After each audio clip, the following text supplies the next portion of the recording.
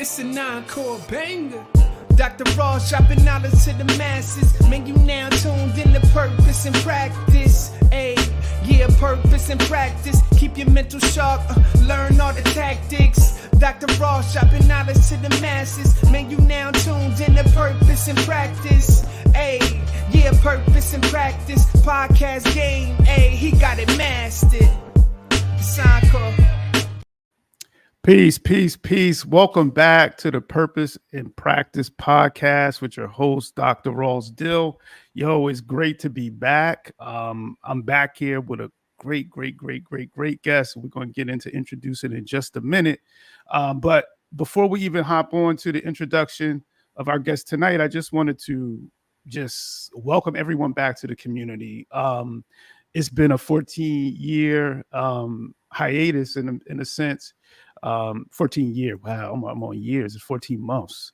But I'm happy to be back. I had some challenging times, some things that, I went through personally, losing my wife last year. And it's wild because this was an episode that Nicole and I were supposed to do last year. But due to the circumstances, things got wild around this time and we were unable to. And Tiffany, my wife, was pushing for me to get back into this podcast. And I'm happy to be back. And I'm happy to be back with Nicole Pace. We got Nicole Pace. Please show love to Nicole. Nicole, I know from going up back around the way. She's from the hood, from Long Branch. Shout out to LB. Shout out to Long Branch. Shout out to her baby brother, I guess, Trueborn, who was a big I'm older. You the baby. Shout out to your big brother. And my big brother, Trueborn, who looked out, for me growing up, and was very influential in my coming up, around the way. So I'm just I'm like, it's crazy because Nicole and I were talking about being nervous. Nicole's like, I'm kind of nervous. I was like, yo, I'm nervous too because it's been a minute. But it's like, it's fitting that we restart and relaunch with an educator. Someone who is touching the lives of our babies, touching the lives of our youth. But more importantly, we're like, we want to hear the story because that's what this podcast is all about, right? It's about reaching back and bringing forward. We deal with the whole Sankofa movement in terms of us standing where we are, moving forward, but reaching back to bring others forward. And that's what we intend to do today. One of the things that you're going to, we're always going to remind you of is that in our paths and lives, they're not linear. They're not straight lines. As a matter of fact, most of them, the routes that we take to get to where we are sometimes can be challenging. And that's what I'm looking forward to hearing from our guest tonight and hear her story, hearing her journey to where she is right now. And with that said, welcome, Nicole. How you feeling tonight? I'm all right. You good? I'm good. Good. It's good to have you. Looking good. Got your black mixed with what's on that shirt? Too much. Too much. Shea butter, coconut oil, intelligence, love, raw. That's what's respect, up. Pride, power. That's all what's men, up. All that's what's up. I love it. That's what's up. So, Nicole, what are you up to right now? Like, if you don't mind just breaking down a little bit of things you're into right now, what you're dealing with. I'm really wilding right now. So peep this. This is what I did. So a lot of people know I'm in my journey, my scholastic journey. As of now, I'm a year into my doctorate degree. Wow. I've completed the first residency.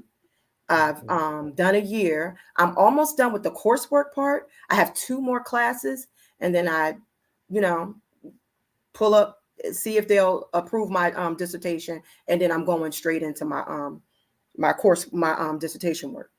That's what's up. So this is what I was doing.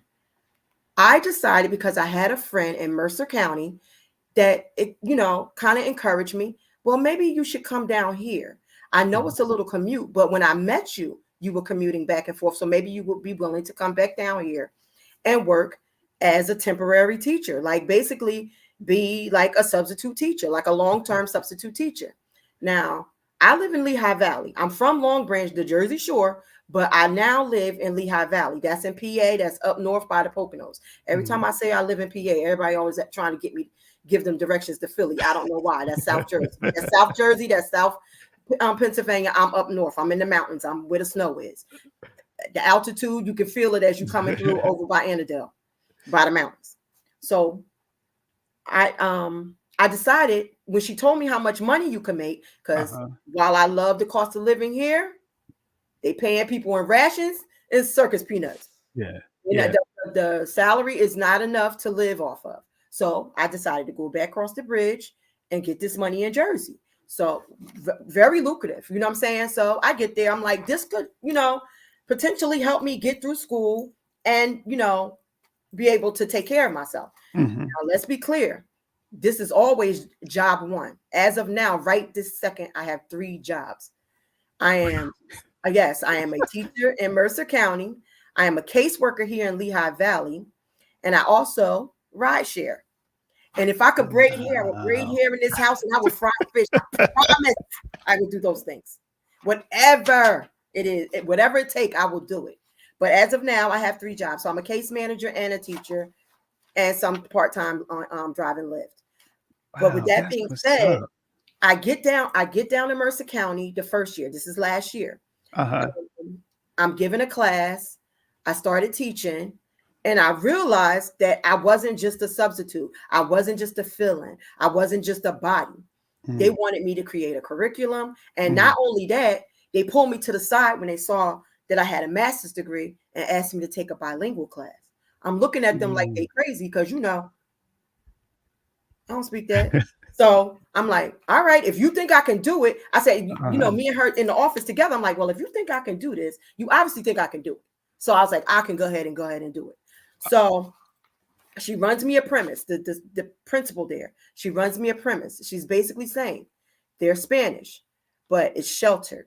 So what you need to do is teach them in English. They need to learn that they have to leave the language that they used to using at home. That they have to learn in English. They have to learn what's going on in America if they want to be here. This she was real adamant about it. She was kind of, you know, borderline brisk, you know what I'm saying? Yeah. For lack of a better word. So I'm like, all right, if you think I can do this. So I go in and I'm starting, you know, I'm walking around, creating my class, pulling my class together, getting everything together, thinking about how I can get, you know, connect with these kids and they don't speak English. So I'm like, first day, I'm nervous. I'm standing in front of them. But thank God it was 2 students, one from Mexico and one from Dominican Republic. They spoke English. So they were my teachers' helpers. Wow. They were my teachers' helpers. So they helped me. The other ones, they could speak English, but not so much. And then some just couldn't speak English at all. So they basically helped me. And then what I did was I bought a speaker. I downloaded Google Translate.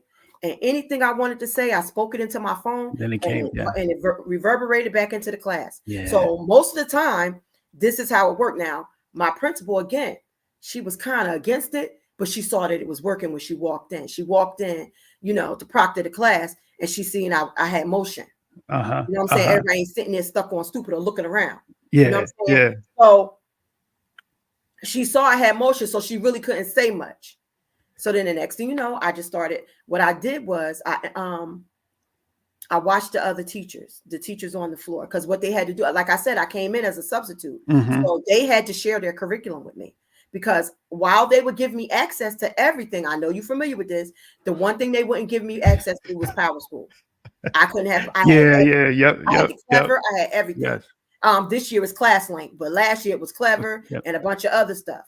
So I was, you know, I was privy to everything, but that one thing, because I was not a district employee, which I was fine with. Because you know, I had this as, you know, I'm from where I'm from. So I had this attitude, well, it's us against them anyway. So it's whatever. Like, you know, y'all don't seem I'm gonna figure it out. Y'all don't seem like y'all in a better position. Y'all in the faculty room complaining and talking mess behind this lady back. So I know that ain't what, you know, that ain't the wave. So I'm thinking I'm good. I'm right middleman. I can go in there, run, get my money, get up out of there. And still be able to study and do what I need to do for my, you know, for my own stuff. Because like I said, I got things, I'm motion. I got things going. So I started teaching. So then I started kind of liking it. You know what I'm saying? Like, wait a minute. Because my goal and my dream is to become a professor. Okay. So the educate that I'm Higher thinking that was a whole nother reason why I took the job. I was like, this will go great on my resume. Because every time I put out an application or I try to apply for something, while I have all the credentials, you know, education wise, I had no experience. Yeah. You know what I'm saying? I did work as a para. I've been a teacher's assistant, and I've been a substitute teacher on a short-term basis, but never in, you know, in the element that this woman placed me in. You know what I'm saying? So now I got motion. I got things going on. One thing about me is I follow directions. See, that's the thing about it. Most of the time, I'm never ego driven, because me listening to you and you telling me what to do not stop me from being a queen. You know what I'm saying? So I can listen and do exactly what you tell me to do and be a subordinate and still be a queen. You know what I mean? I'm still resting in my majesty. So you can't take that from me. You can't knock me off my square. So I'm there and I'm doing exactly what they tell me to do. And I ain't just doing it. I'm doing it with interest. I'm implementing, I'm asking them all the right questions. And I'm getting stuff done. These children are learning. And you're engaged in the and process. I'm engaged. And I had them by day 3. You know what I'm saying? And not for nothing, I'm childlike myself. So they was intrigued by this grown woman acting like a big kid. Yeah. And that, you know what, is wild, because that's a big part that's missing a lot in education, is being ourselves, like being our authentic self. It's something as a teacher I had to learn. It's something that as a teacher I had to come to grips with, because you get into these professional spaces and you start believing like, all right, to stay here, I got to act a certain way. I have to be a certain way. And then sometimes, that's my life. Yes, sometimes, and listen, there are, you know, spaces and there's circumstances where we may have to shift and we may have to maneuver, but we have to be ourselves in these spaces. That's critical for us to be ourselves in these spaces. So you're working like 20 jobs. You're studying for your doctorate, which I already know that grind. I mean, I've been there. I know that kind of grind. That, like, how are you staying, like, just like, how are you vibing through this? How are you making it through that? What are you leaning on? What type of supports? Like, how's that happening? That's a lot. First of all, maturity. You know, if I was 25, there's no way I could have did this. Something would have came up. Well, I'm like, I just have to stop now, because, you know, life is happening. Life is lifing. So, you know, I just have to get back to it. Oh, well, you know, this is my life. And, you know, and you make excuses. True. I am no longer 25. I want it. I want it. I want what education has opened up for me. I'm still learning. In the culture of Jewish people, Yiddish people, for example, they study, the rabbis, they study for a lifetime, because in their head, it's implemented in their head that they will not live enough lifetimes to learn. So they are students, even when they could be the head of churches and everything else and do everything, have all types of directorial settings. They are students. They put it in their head that they are students to the day they die, because there is nothing under the sun that they can't just, you know, well, it's done. It's over. I've completed it. And I take that. Like when I studied that, I take that as a way of, no matter how old I am, I'm always a scholar. I'm always a student. I'm always learning. I'm always researching. I'm always asking questions. You know what I'm saying? So that is one of my drives, to always keep learning, to always be enlightened. I want to be enlightened, because my light was off. I was in the dark. You know what I'm saying? Yes. And you know, somebody turned the light on and now the stove is turned all the way up, as far as I'm concerned. And it's you know on. What I'm saying? I'm going to get it, you know me, regardless. And it's going to stay on. And the thing about it is, this is education. This realm of employment is education. You know, I'm not looking to get rich. This is the last place I'm looking to get rich. Yeah. You know what I'm saying? So I know this is the drive. Once I got there and I seen that in this day and age, the level of wanting to learn is drastically is going down every day. So we got to keep the kids engaged. And I'm like, well, I'm not saying that I'm no savior. You know what I'm saying? I got a cape on or anything like that. I'm saying I'm in the trenches and I'm on ground zero. And I'd rather be like that, where I can get something done. Well, you know, my little bit is helping. I don't care about too much about having status or having a label or having some sort of placard in front of me with some sort of title, because that's for everybody. I respect it, but for now, maybe one day in the future that'll be something for me. But for now, I'm in the trenches, and I need that. That's where I'm needed. When you do a service, you go where you need it, and not where somebody gonna pat your back or blow smoke up your keister. I'm not doing it. You know what I'm saying? I'm not that person.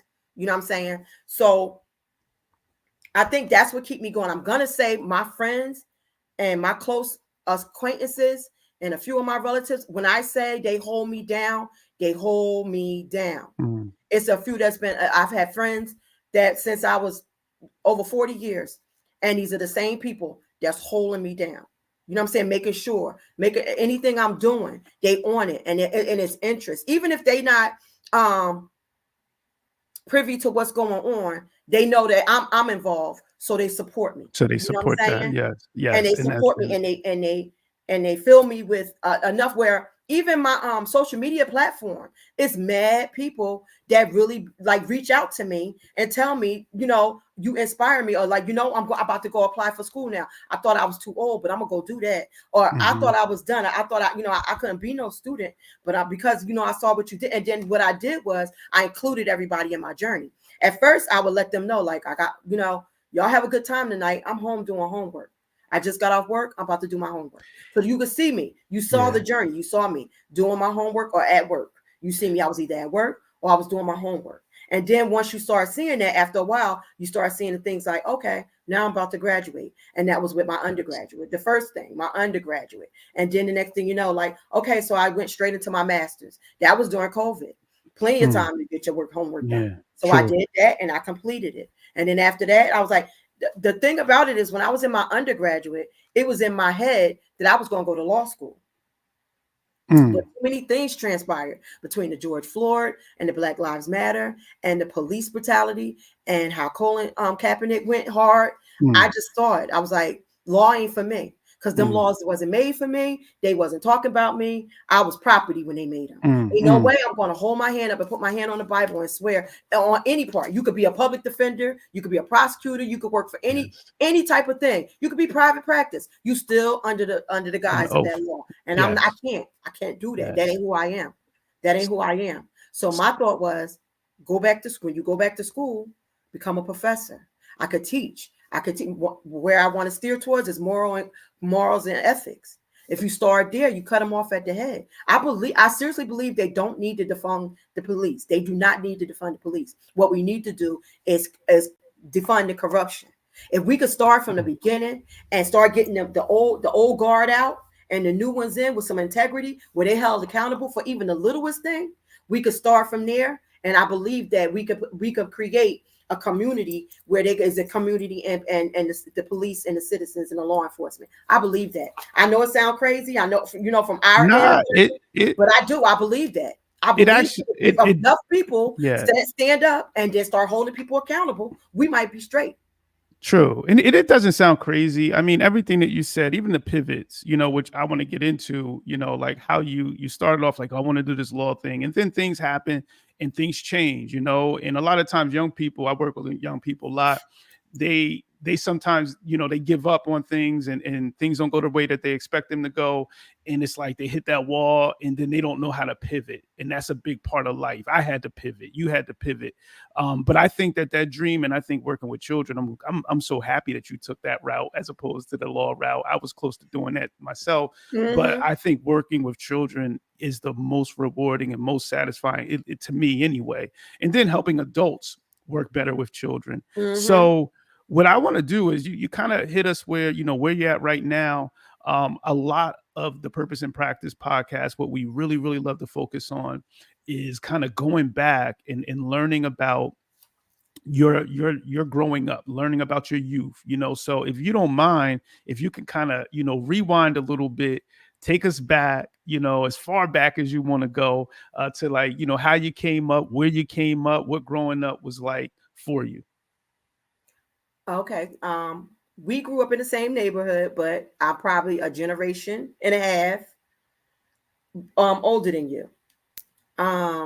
Most of my third generation, Garfield Court. My grandmother lived there. My mom lived there. And when I became an adult, I lived there for 15 years. Raised my kids right on Central Avenue. In the youth, I could say I was probably, you could say late 80s, early 90s. That would be considered my youth. You know what I'm saying? Okay. So I grew up, and you could sit on the if it was, if it was safe, you could sit on the step and you could watch what went on. And at that time, Garfield Court was the jungle. And it was. You saw so much. It was like a baby New York City going on out there. Word. It was like a baby New York City, and you watched the people, and it just didn't stop. And you could sit in your window all night long and watch everything. You ain't have to watch TV. All you got to do is sit in your window, and you'll see just about anything. And that was the introduction to the guys, to the 5%ers, and you watched them. And then the smoothers. That was the little gang then. That was I took it back, right? Yes. And then my brother Mark was a smoother, and then that was them, and they moved around. And then as crime and what was going on, and the introduction to crack cocaine, it just basically, you saw at first, it was, like I said, it was a metropolis, it was busy, it was everything, but crack was a silent killer. And as it came in and as it took over, you could see it took over Garfield Court, and it took over. It just, now everybody ain't fly no more. Now everybody walking around like a crackhead, like a basehead. And some of them went off to jail, or God forbid, passed away, or went on and did whatever. And it was the crack and the AIDS epidemic. And you saw that, and you saw what it did to the courts, and it like almost lessened, and it pulled away. And you saw that whatever life it was given, now mind you, the life might not have been possible, but the pulse was there, and it was pumping. That slowly stopped. The police became more of a presence around there, so it was even harder. So by the time I got to high school, it was still there, but it wasn't as bad as it was when I was in elementary or middle school. When you would like, the way I recall it, and I grew up in Garfield Court myself, 110, between 110 and then Grand Court as well. But if you were in that little section, you know what time it was, and you described it as the jungle. And it was like it was night and day, like it was like, drug eras, that cocaine era, came through, and it didn't hit our community like the crack era did. And the crack era came, and you mentioned something, it brought like, things did slow down, but it also brought a level of presence, a level of police presence into the community. I remember sometimes I talk to my kids about, jump out boys and things like that, where absolutely, you can be standing, on Central Avenue, just chilling, and out of nowhere, van pulls up, jumps out. You don't know who it is. It can be rival, folks from another community, Asbury Park, what have you.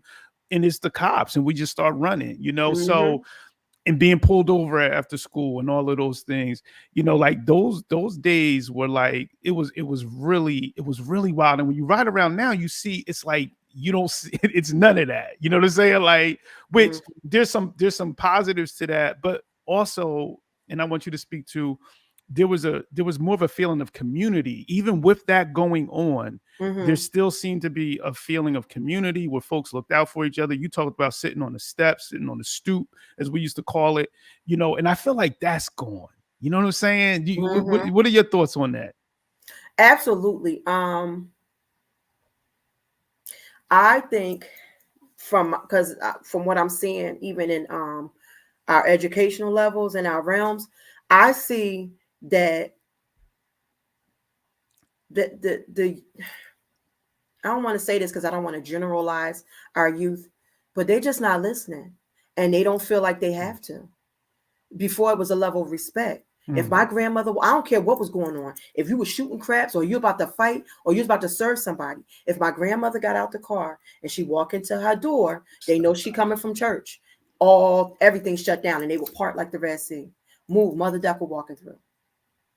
True. You know what I'm saying? How you doing, Mother Decker? And she would beat them down about God and invite them to church. Now, sometimes they say they would come. Sometimes like, nah, I ain't with that. I'm a 5%, and they would like, they would tell her, and she ain't mind standing out there and chopping it up with them. You know what I'm saying? Yes. So after that, people, I don't care who you were, you could be one of the most menacing people ever, but you stopped because it was a level of respect. Mm-hmm. That Mm-hmm. level of respect is no longer there. Let me ask you this. I'm gonna challenge you. I'm gonna challenge you on this. Do you feel that it's the youth, or do you feel like it's the pillars of society, the pillars of the community, such as, I don't want to say elders because I don't feel like we're elders. But do you feel like we've lost the will and we've lost the ability to communicate with the youth? And when I say we, I don't mean everyone. I don't want to generalize just like you, Yeah. but sometimes I feel like there's a fear of the youth, and people are just are better off. They feel like, I'm better off just walking past things. I'm better off not correcting things. I'm better off not saying something. Like you spoke about your mom would come and she would be like, she walked through My things. grandmother. Your grandmother, I'm sorry, your grandmother walked through things change, right? So but she said things, she said something, she challenged, she loved, obviously. So, but my question is which one is it? Is it that the youth are not listening, or is it that we're not doing the things that we need to do to connect with them? Or is it both? I have an unpopular opinion. Whether we want to hear things or not, we listened out of respect. Society has made it possible where kids don't have to listen, and they're only to listen to their own voice. They're not what they see and their ideas and their opinions. Now, mind you, they're limited because 9 times out of 10, the youth are being sheltered by us. We shelter them. These are our children. We shelter them. So these opinions that they have, it can only be to the level of what they saw and experienced. But society is telling them that that's enough. That's enough to make a definitive decision. And if you don't want to listen to somebody, they like going against your boundaries or going against who you are, and they're not listening to you. And that ain't right. Like, I just don't think that's right. I don't think that's right. I think there should be a level of respect. And I think the society today, in the last generation, is letting kids feel like they could say what they want to people. It's amazing what you hear. Youth, I'm talking 4th and 5th grade, telling an adult what they're going to do and what they're not going to do, and using explicit language to do so. It's crazy. It boggles the mind. Like, oh my God. Now, when we was younger, all you had to do is say one cuss word. The whole class would go up. They calling your mother, and you already knew what it was when you got home. Time. Yes. That ain't happening no more. Now, no, yeah. Call the mother if you want to when she at work. What you think will happen? Well, that's what I was getting ready to say. And now, that can end up in adult violence. And that's kind of where I'm getting at, is that it's like we've taken away our permission to supervise our community, to nurture, like we have taken that off the table. And I feel like young people are suffering because of that, because no matter how crazy it was that when we were coming up, I feel like it was still control. And it's one of those things where, if you're not in something and of something, you can look at it from the outside, from like that fishbowl type of look, and you don't understand it, and you can feel like there's no love there. But there was so much love there. It was amongst all other things, but there was love there. Like, I've never felt a lack of love. And it's one of those things where you didn't even realize that you were poor until you got older, because the amount of love that was there, and the amount of pride that we had even coming up, where we came up, it was different. So you talked about getting to high school, but I want to ask, I always like to find out where folks went to elementary school. Did especially when I have Long Branch folks on, were you Gregory? Were you Leonard Conroe? Gregory. Okay, so you were Gregory. So you went through Gregory, then you hit middle school, then you hit high school. Talk to us a little bit about, your experiences. What kind of student? Now you're a doctoral student, you got a master's, you got undergrad, you teach it, but what kind of student were you? Like, how would you describe yourself as a student? I will say something pivotal happened, a pivotal moment, and that was 9th grade. I'll never forget 9th grade, 1986. I'm a freshman. I'm at school. They call me to the office, Simonelli, and he says, "You need to go home." And I was like, "Oh, all right." My mom said, "Come home." And she was like, yeah. So as I'm signing out, my brother's signing out. So I'm like, they told you to come home too?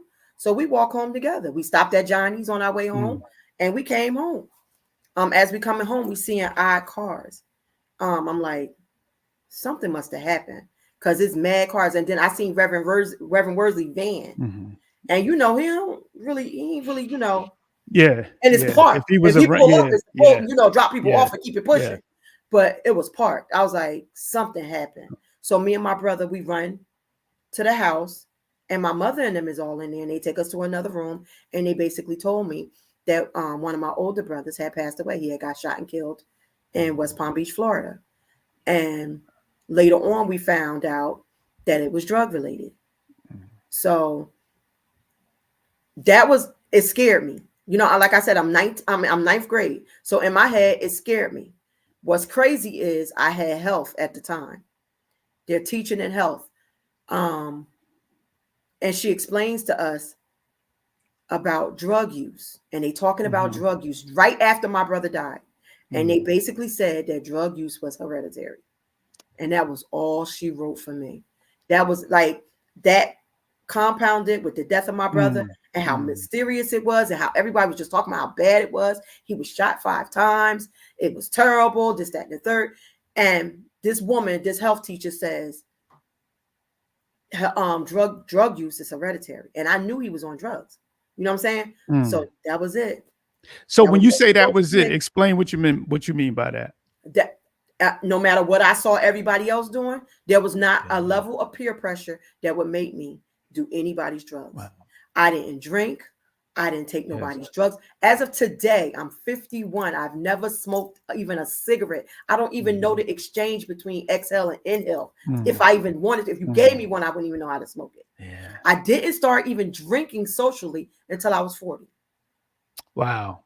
And that goes all the way back to now, you see me, and you see me, and you was familiar with me, and I was a presence in the hood. Yes. At the clubs, outside the clubs, standing outside, never smoked nothing, never drunk nothing. Yeah. Never smoked nothing, never drunk nothing.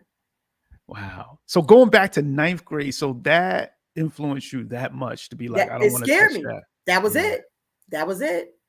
Yeah. So that was it. Sometimes it just be the aha. You need your aha moment. Yes. That was it. Yes. And you listened. And you listened. His death was it. Okay, that's what happens. It's hereditary. So if you get to doing stuff if you want to, you're gonna end up like him. And then that's what I had put in my head. So that's what I put in my head. You take that, your brother's passing, and down in Florida, and you use that as like a motivation for you not to get involved with drugs. And I can relate to that. I mean, listen, my family, they had the whole struggle like everyone else pretty much during that Mine time. Too. Struggle with addiction, struggle with drugs. And I vowed like, I'm not like, that was enough for me. So I get that part, like I growing up seeing it. And when you see the violence that, ensues, when you see the living conditions, when you see all of those things and the control that it has over someone's life, to me, that was enough. That was enough for me as well. So I can definitely relate and identify. And it drove you to be like, all right, you live in a sober life. You may not have called it that, but you was like, I'm not dealing with, with the nonsense of the substance. Academically, what were you like academically? Like socially, you stayed away from that early. How were you academically? Were you a strong student? Did you struggle academically? Talk to us a little bit about that. I was average. Because of the magnitude of the grief that my mom endured when my brother died. For lack of better words, she checked out. It was me and Alfie that was left. That was the minors. We were, pretty decent kids. You know what I'm saying? Alfie's very intelligent. She checked out. So if I didn't do homework, nobody really knew because she worked. She worked around the clock. Like after that happened, her hours was already 3 to 11. So you can imagine. So then after that, she would get up and go to work and do doubles. And like, I can't function. I can't sit in this house. I'll go to work. I can't do anything else. You know what I'm saying? And she poured from an empty cup. She did what she could.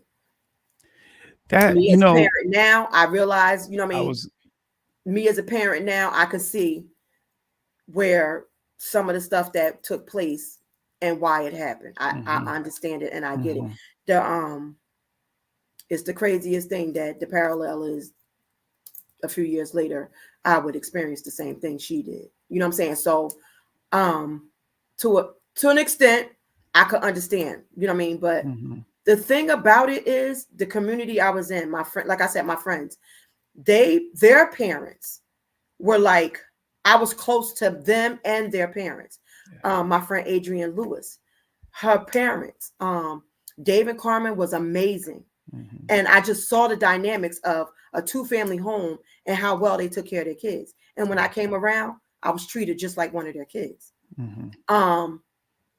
KK, America, her mother was not only a nurse, but a pastor. And when I came around, whatever she did for Kay, she did for us. So if Kay had to be in the house before dark, if you're going to hang with her, you got to be in the house with her before dark. Sit here, eat this dinner I'm going to make, and you'll sit here with her. You can sit here until it's time to go home, or if you spend the night, you're going to bed when she go to bed.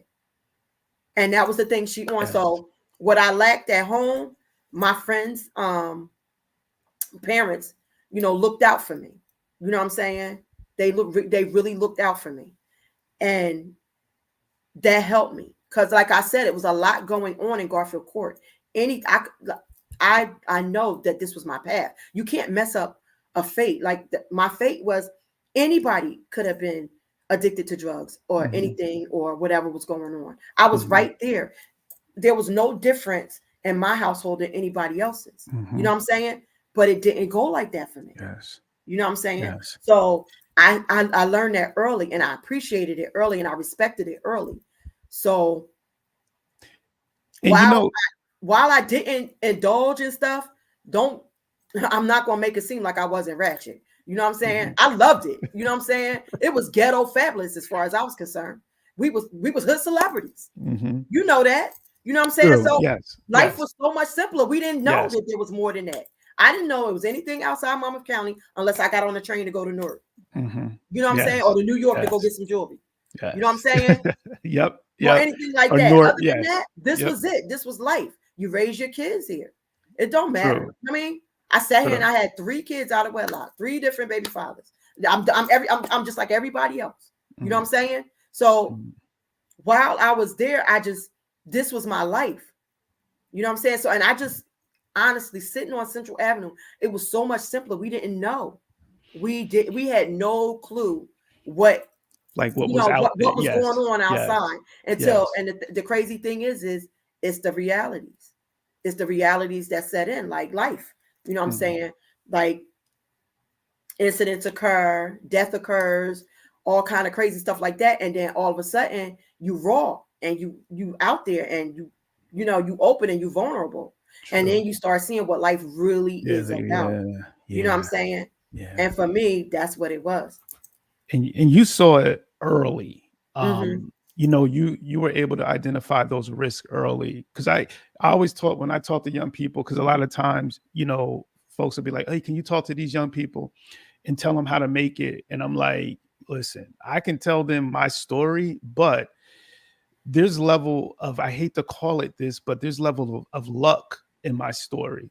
Like there's level of risk, there's level of things, thin lines where my life could be totally different, even doing all of the right things and all of the things, but based on environment, based on some factors of how we grew up, there's a thin line between you and I both being here as opposed to being in other less fortunate spaces, right?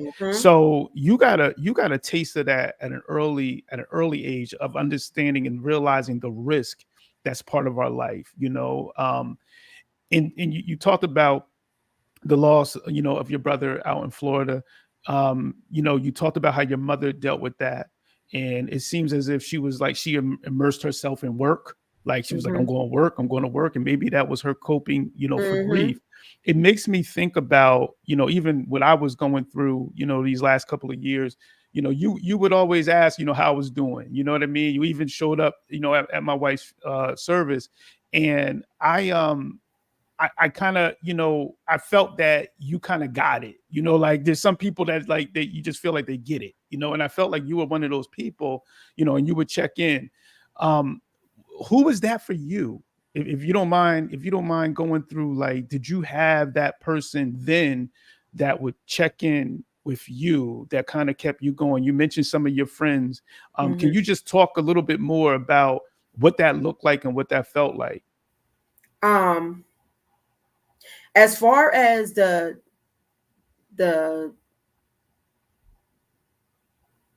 as far as after Richie died, there was a shutdown. My mom didn't even want to talk about him.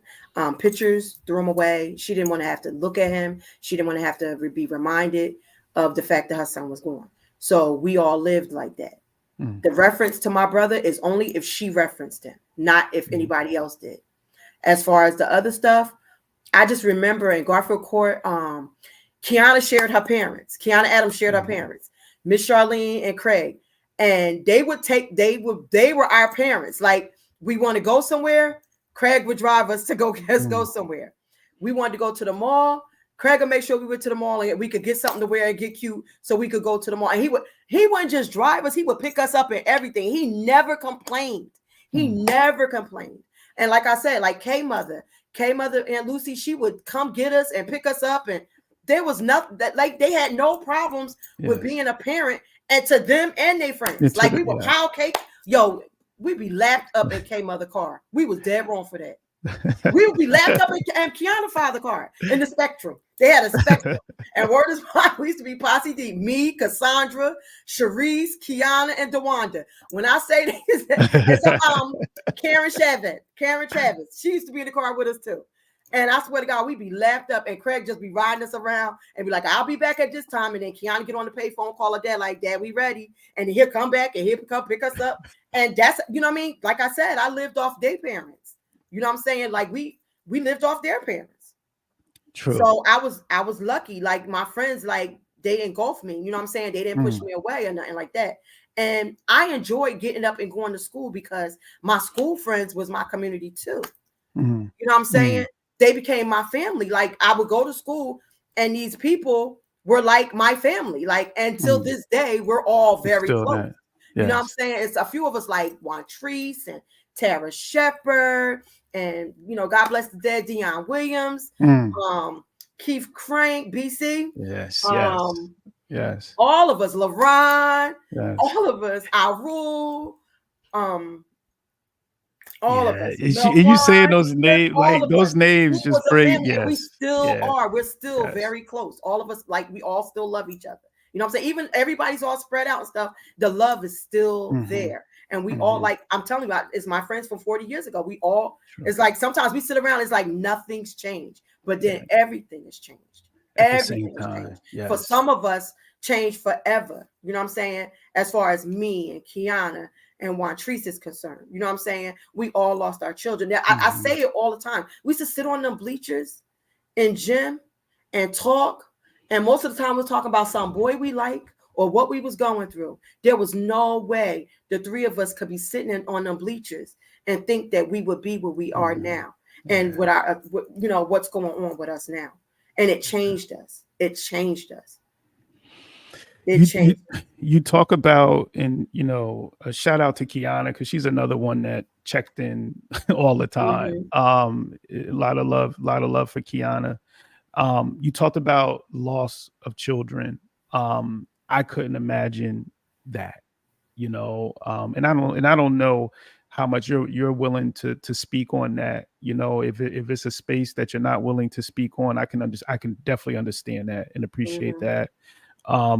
But I just, you know, I always want to create a situation where people out there, because I feel like, you know, our stories, people need to hear them, because sometimes people are going through, if not the same things, but very similar things. And even if it's just kind of coping and learning how someone coped and dealt with a situation, is there any way you can share, you know, feelings on that and how that, you know, played a part in your evolution, you know, as a woman? I gotta be honest, it played a major part. A lot of any accolades, any experience as far as positive and any accomplishments, most of it is probably due to the fact that my baby passed away in 2009. At the time, it seemed so unreal to everybody. I even had enough sense to know that it wasn't just messed up on my part. You know what I'm saying? That it was messed up it was universal to everybody. I remember as we planned in her service, I reached out to Reverend Gibson so he could come and speak to the youth, because I knew I had nothing for him. Yeah. I had nothing for him. This is an 11-year-old girl. She suddenly got sick, and she got swept up in a sickness that was going on at the time. You know what I'm saying? So she was just one of the casualties, and nobody could understand how somebody could be so healthy one day and be going the next. And I ain't have an explanation. I didn't have an explanation. So I remember, you know, God bless Reverend Aaron Gibson. He came and he spoke to the youth to try to give them some sort of understanding. And at the time, I didn't get it. Like, I didn't get why this was happening. All I could do was, I remember how I felt and with my parent. So what I decided to do was I threw myself into parenting the other children I had. You know, I had a stepdaughter. I got a stepdaughter, Kiera. I had my daughter, Morgan, and I had my son, John. So I threw myself into these 3 people, and I made sure I just became the parent. Whatever parent I was before, which I'm going to tell you, I'm a pretty decent parent. You know what I'm saying? No, yes. I can't even lie. I'm not going to even lie and have no fake modesty about it. I was about my children. You know what I'm saying? My children was my life. I lived vicariously through these people. You know what I'm saying? So all I did, I just multiplied it, and I just went hard for them. You know what I'm saying? So because they was all I got. So I held tight.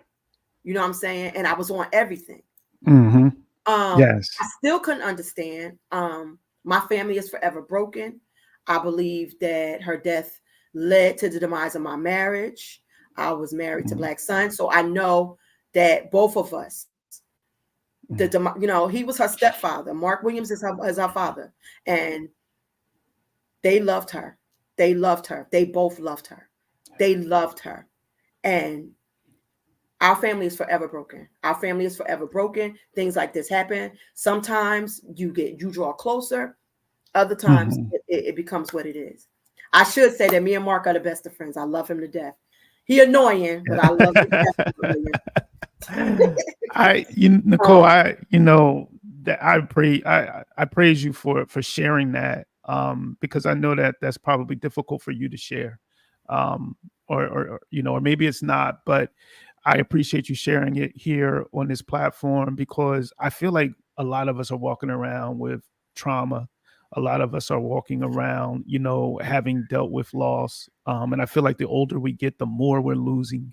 What I love about what you shared is that you took a prior challenging experience and you did the knowledge to the way, your mom went through that experience, and you said, you know what, I want to deal with this situation differently. And I want to throw myself and immerse myself. And I know, and I can listen, I had Morgan when Morgan was in high school. And I know for a fact that you were up at the school on many occasions, that you were definitely, you were involved. That time I told you to put me on speaker?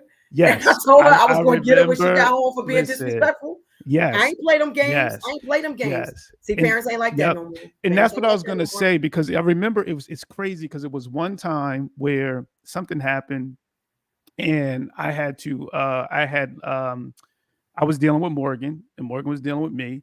And then you came up to the school and you were like, what happened? I explained what happened. And you took that and you were like, thank you. And then, you did your parenting thing. And I feel like that is, it was a level of trust of you, like when I explained to you what went down or whatever. But I feel like sometimes that's missing.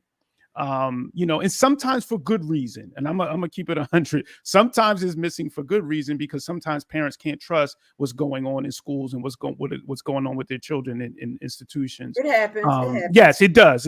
So I can't even sit here and act like that shouldn't happen and things shouldn't be questioned, because they should.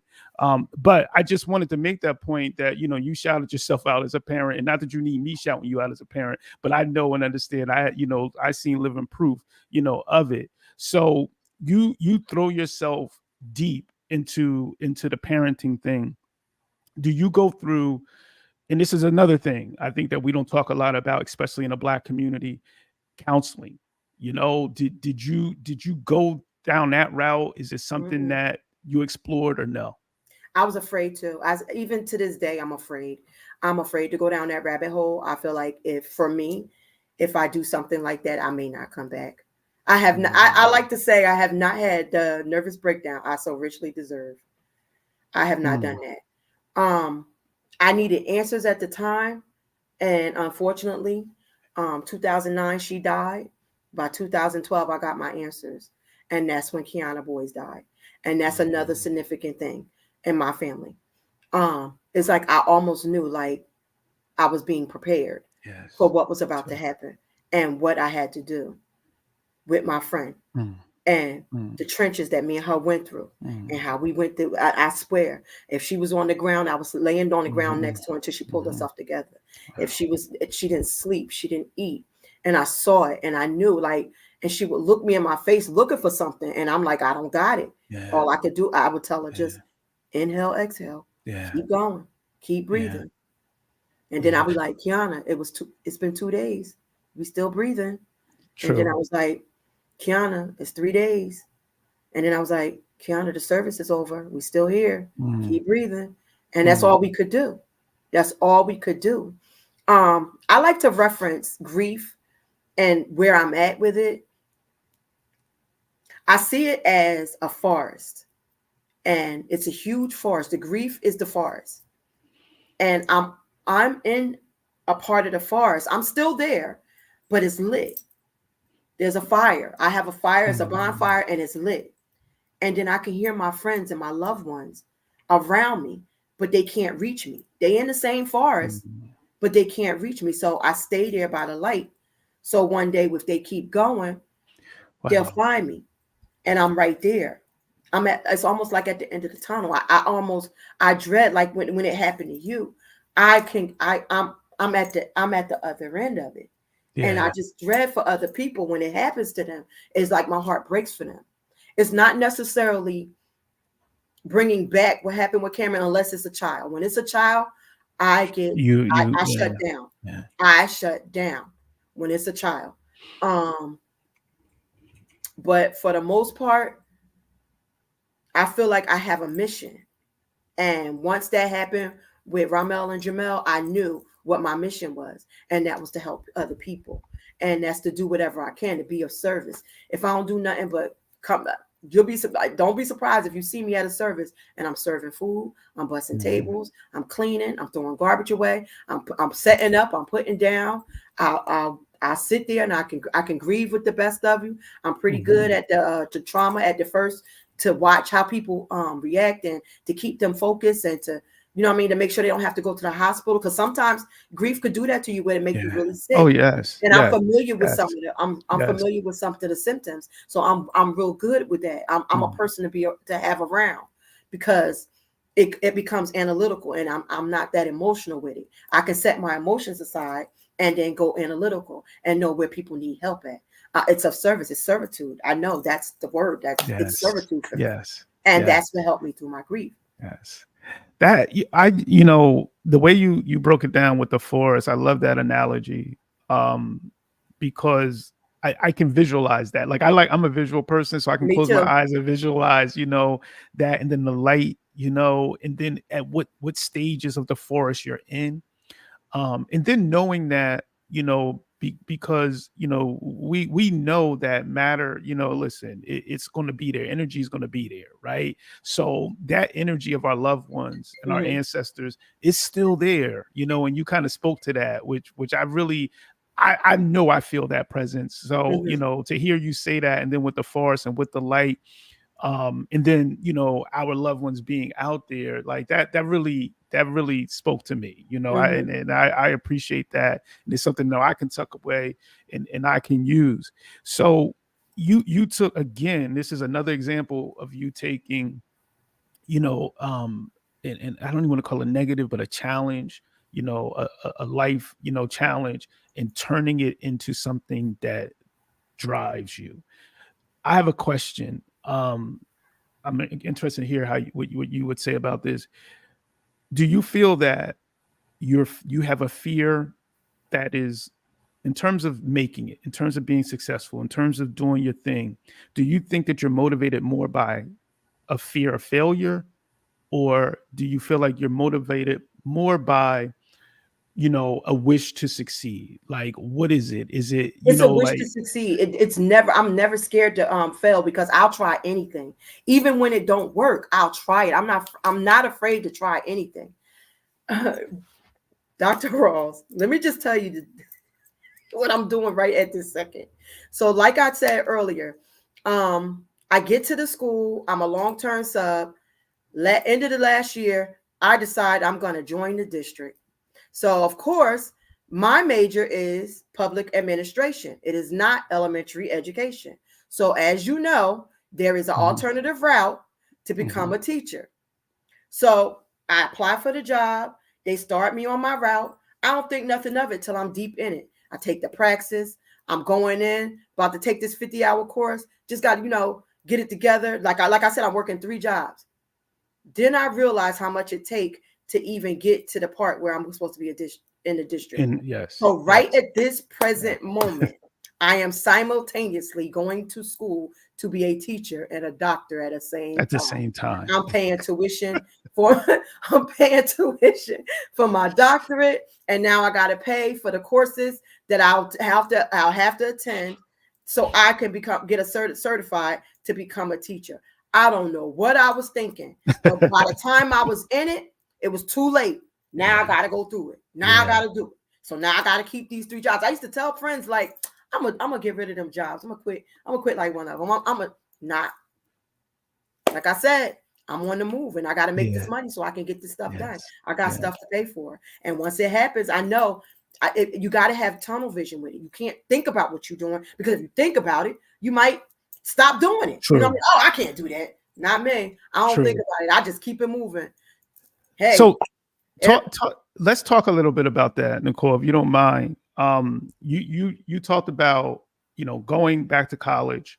You talked, you went, you got your master's. Now you get your doctorate. Now you're doing alternate route.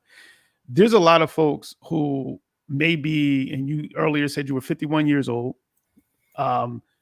There's a lot of people who maybe, your age, my age, I'm 48, who are having, like, do I go to school? Having situations where they're lacking motivation to go to school for the first time, like college, or to go back to school and finish a degree. What advice would you give someone who might be, around our age, and wants to, like, kind of dip into education, and wants to get an education? Maybe they want a better, career opportunity, or maybe it was a goal that they had. What kind of advice would you give, to folks, that things that kind of that can maybe motivate them to make that move? I can give you a story. So I'm living in Garfield Court. I have 3 children. I'm married. I got a job as a bus aide. I'm at the bus depot. I'm chilling, waiting for my bus route to happen. I think it rained, so they canceled one, and I'm waiting for another one to happen. So I'm chilling. Keisha Barrow worked there. Me and her sitting there, we laughing, chopping it up, laughing at, how we do, laughing, cracking jokes, acting stupid. And sitting there was a flyer for Brookdale College. I said, I keep telling myself I want to sign up and go back to school, but I be playing. And I put the brochure down. Keisha said, so go sign up. I was like, what? She said, go sign up. She said, you got an hour and a half before your route come. Go walk around the corner and sign up now. Go now. Use my umbrella. I used Keisha Barrow umbrella. I walked around the corner like she told me. I walked out of there with my classes scheduled. Wow. I promise you. Wow. I promise you, Keisha Barrow is the reason why I graduated from Brooklyn. Wow. That's 2 years later. It's a 2.5-year course. I took the criminal justice. 2 years, I graduated a half a year early and gave the valedictorian speech at my graduation. Class of 2008. All because Keisha gave me her umbrella and made me go. You ain't got That's nothing what's stopping up. you. You got an hour and a half. Go around the corner and Yes. sign up. Got around the corner, Miss Carolyn Dennis, of course, at the desk, smiling. Yeah, word. Yeah. Over there in the chairs, cracking jokes. What you doing over here? Yes. You know, like, Yes. and then I signed up. Miss Carolyn helped me get my classes, and I promise you, that was it. That was it. Wow. That was it. And it was like I don't want to call it a dare, but it was kind of No, like, she forced me. Go. yeah, No, you ain't it got was nothing like, stopping you. yes. Go around that Yes. corner right now and do it. Yes. Yes. Stop And talking about it. Go that do word, yes. In seeing a brochure. So you it. saw a brochure, then you was like, Winter oh, we're gonna classes do that. starting. That's what it said. Winter classes was 2006. Damn. And Yeah. she put that word out there. And that's why words, listen, you know, words are powerful, man. And especially affirmative words, you know. And to put that pressure on, like, yo, this is what you need to do. That's what you did. So you go, you get your criminal justice, you get an associate's. And then from there, do you immediately say, oh, I'm gonna do 4 year? How does that work? Right after that is when Cameron passed. So of course, like I said, I threw myself into my parenting. There was like I said, the demise of my marriage, and that was where I was. A couple of years after that, I went through hard times financially. I just about lost everything. I lost my apartment. I lost my car. Me and my daughter was homeless. We were living with friends and family. 2014 brought the death of about 4 family members in 6 months, where it went from my aunt to my mother on my birthday to my uncle 2 weeks later, and then by mischief night in October, my grandmother passed. Wow. 2014 is when I decided, me and Morgan, we packed our stuff and we moved here. We didn't know nobody. We only knew my cousin June. She invited us to come up here, and we got here, and that was it. I got here and I was able to deal with some of my grief, and I flourished. I flourished. Wow. A friend asked if he, if a few people could come and model some clothes for a Christmas showcase. It was Nairobi from Neptune. He asked if somebody would, model at Steinmart. They was going to have a private sale where they closed the store, and only certain people could come in if they bought a ticket, and they had models. So I walked in, and the woman told me, she said, go over and pick your outfit. So I came over and I came back with 2 outfits. I said, I don't know which one. I said, I'll pick this one. And I left. Nairobi contacts me later on that evening, and she was like, that lady watched you try those clothes on. She wants you to model both. Wow. And that's what I modeled at that showcase. Wow. I sold them a lot of sweaters. This is the one sweater where a lot of people bought it. They made, a few dollars off of me. So that was it. From that, somebody saw a picture of me from that showcase. And my cousin Pam said, there's a pageant in New Jersey. You should consider it. You're very pretty. My cousin Pam, like, you're very pretty. You should consider it. They got a plus size pageant. I'm like, nah, plus size. I'm from the hood. Wow. You know what I'm saying? So I look into it. She said, well, there's a deadline. You could, So I look into it. And that's when I met Teresa Randolph. She is the pageant director. She's the owner of the Miss USA Full Figure USA. She saw a picture of me. She was done. She wanted me. She had to have me. And that's what started me into my pageant. Ain't no way nobody could have told me that I would be competing to be a beauty queen. I'm from the hood. Like I said, you know what I'm saying? Yeah. Yeah. So, and I'm rough around the edges. You know what I'm saying? I recognize that about myself. I'm girl-like and stuff like that, but I'm also I'm hood. You know what I'm saying? Yeah. My back bigger than the average man. You know what I'm saying? From the hood. You know what I'm saying? So, metaphorically, you know what I'm saying? Yes. No, I hear you. I hear you. I get in there and I start competing, and it turned into something. She wrote a book, and it's about, size having no barrier over beauty. And she talked to you about how to move and how to be a lady, but how to address things and how to be assertive. And so then, it's basically telling you how to prepare yourself for a pageant. And it had 20 questions in there. And they said, be ready for all 20 of these questions, because in the pageant, they're going to ask you one of them. Mm-hmm. So I go through this pageant. I started meeting people from different states. It was like different people came from different states to compete for USA. It was Georgia, Louisiana. It was North Carolina. It was Pennsylvania. It was New York. It was us. It was like 5 or 6 other states was there. And the women would come in and they would fly in, and we would go to, practice, and the new experiences where I would get on the train and have to go to New York and be up on the 42nd floor of this building. And you could see the dancers from Broadway, like the Lion King dancers and stuff. They'd be using the studio next to ours. Or you would see famous people walking in and out because they had the rehearsals there. So I was in it. Like, you know what I'm saying? She would have us go to public relations and press releases and stuff where we opening up stores, or we would go to clubs and we have a marching parades, do toy drives. And it was everything. It was everything. It was like an awakening for me. And I got to experience pageantry, and these people are my sisters for life. And then I met one in particular. She's from North Carolina. She won Miss North Carolina, Miss Janelle Simmons.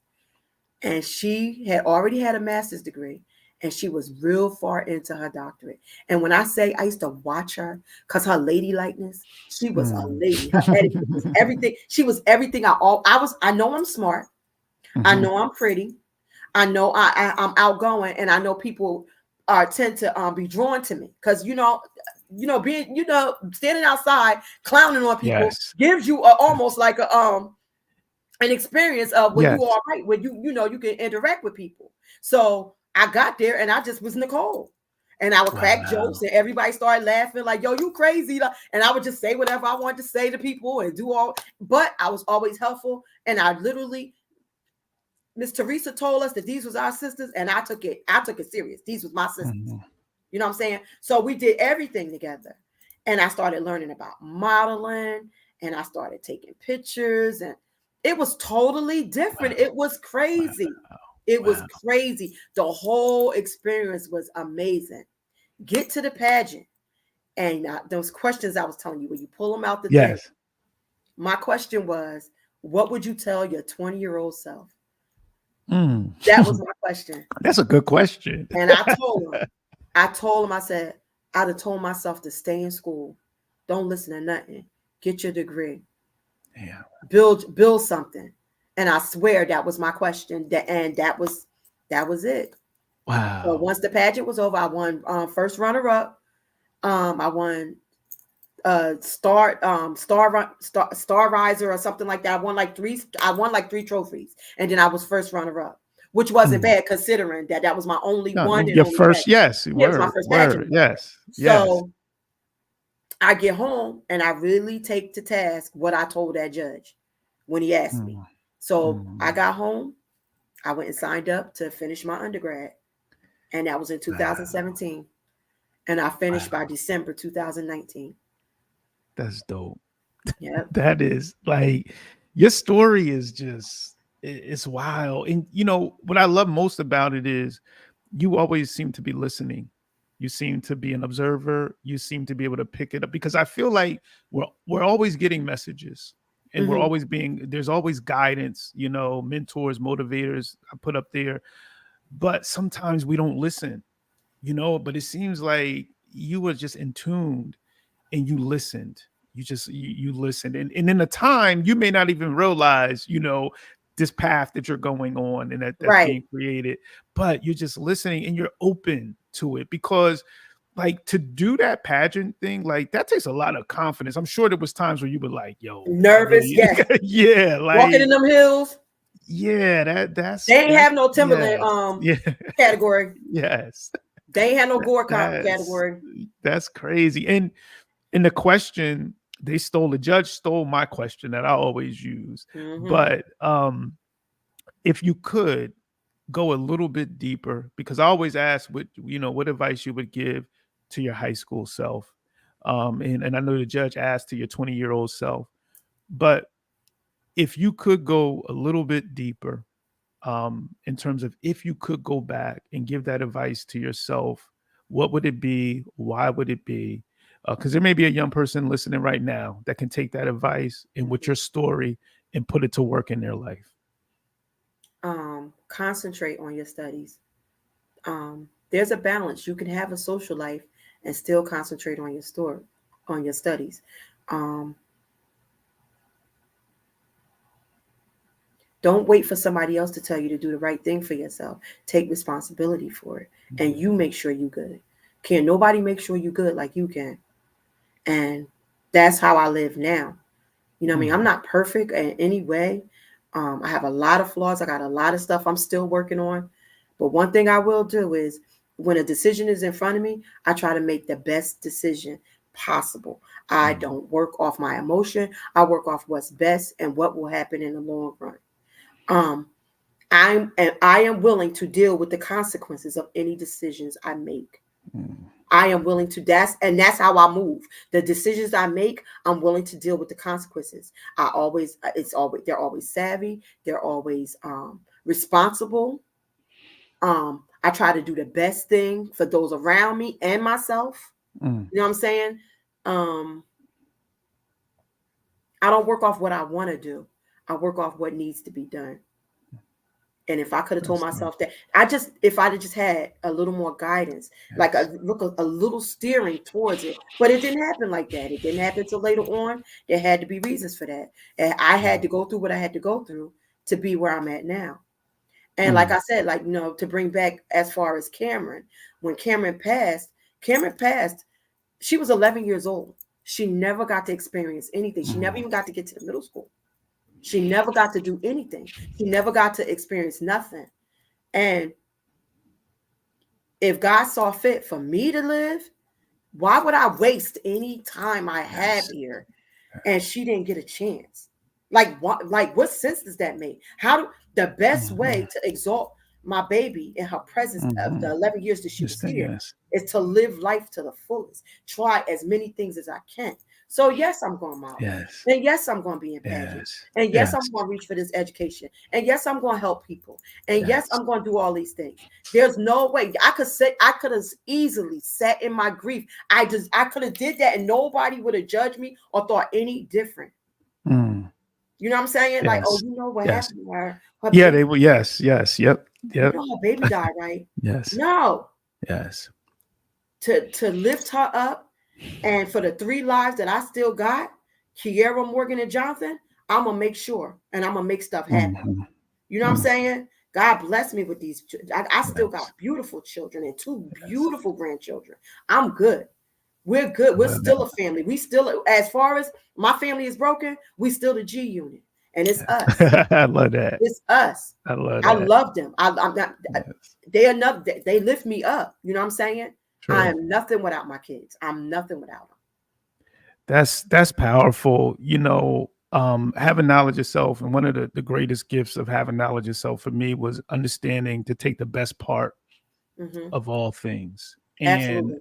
That is what your story is all about, is like taking the best part. Some people say take, lemons and make lemonade, whatever way you want to put it, but making the best part and taking the best part and understanding and seeing it. Because sometimes we don't see it, like we're unable to see it. And it seems as if your life has been about that. Your life has been about, in all of these experiences, you were like, okay, I'm gonna find the jewel in it. And then I'm gonna find the jewel, and then I'm gonna do something with it. And your life is a testimony to that. The story that you shared today is a testimony to that. And, obviously your story is greater than we can fit, in a 90-minute session. But what you shared today is motivating.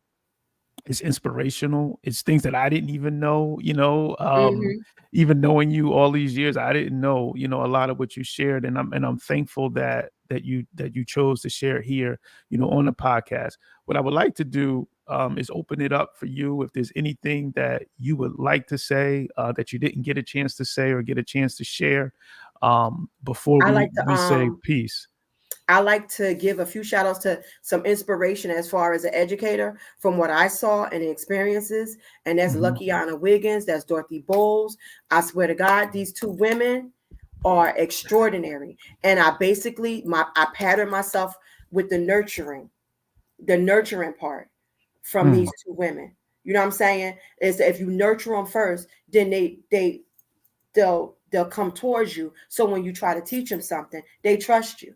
Yes. And I swear that's where I got it from. I got it from them two women.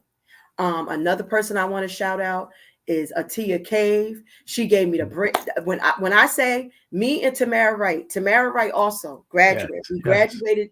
She graduated a month before me from the same school. When I say Atia Cave put the battery in our back to let us know couldn't nobody stop us, and don't be scared of nothing, and don't let nobody like back us down in no corner. Don't never let them see you sweat. She always say that. And when I say she was the battery in our backs, she was the battery in our backs. She made sure. Yes. She made sure. I swear to God, she really did. She is mother. She is mother. When I say she raised me and Tamara, she raised us, yo. And neither one of us, ain't no way we was both sitting out there raising our kids. All three of us sitting out there on Central Avenue with all our kids running around in that yard. Somebody would have walked up to that fence and be like, yo, you come here. I had a baby on my hip and two running around the yard. I'm gonna tell you right now, one of those babies gonna be gone, and you're gonna be a doctor. Wow! Ain't no way nobody. You would, yes, you would. Yes. Ain't no way nobody could have told me that standing at that fence. Yes. So you never know.